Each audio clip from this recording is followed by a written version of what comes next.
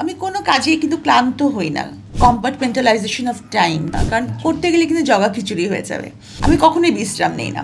আমার ইনস্ট্রাক্টর দৌড়ায় আসে, আমাকে তো কেউ দুর্ধ্বনি দেয়নি, তবে প্রতিদিনই অন্তত আমাকে আসলে আমি কখনো কোনো কাজেই, যেগুলো আমার কাজ, আমি কোনো কাজেই কিন্তু ক্লান্ত হই না, কারণ আমি সাধারণত কখনো বিশ্রাম নেই না। মানে আমি কাজ করে যাই, মানে কাজ কাজ কাজ, এবং আমি ভাগ করে নিই। এটাকে আমি বলি যে কম্পার্টমেন্টালাইজেশন অফ টাইম, যে এই সময়টা আমি লিখবো, এই সময়টা আমি পেশেন্ট দেখবো, এই সময়টা আমি রান্না করব, এবং ওই সময় ওটাই করব, তার বাদে আমি আর কিছুই করব না, কারণ করতে গেলে কিন্তু জগা খিচুড়ি হয়ে যাবে।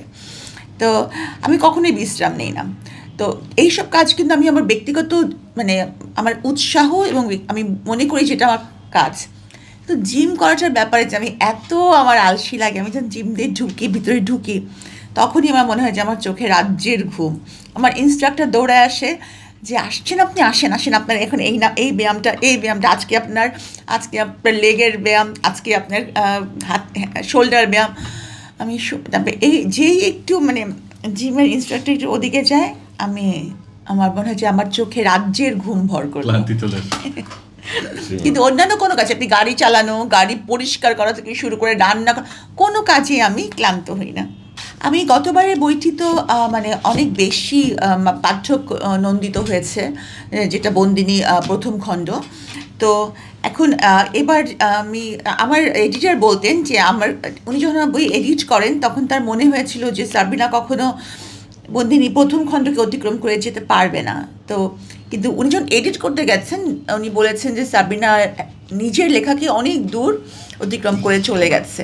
তা আমি জানি না এটা পাঠকের পছন্দ, কারণ বন্দিনীর দ্বিতীয় খণ্ড কিন্তু মেলায় এসেছে মাত্র 3 দিন হয়েছে। হ্যাঁ, আর অবেলায় বেলা প্রথম দিন থেকেই এসেছে, তো ভালো চলছে।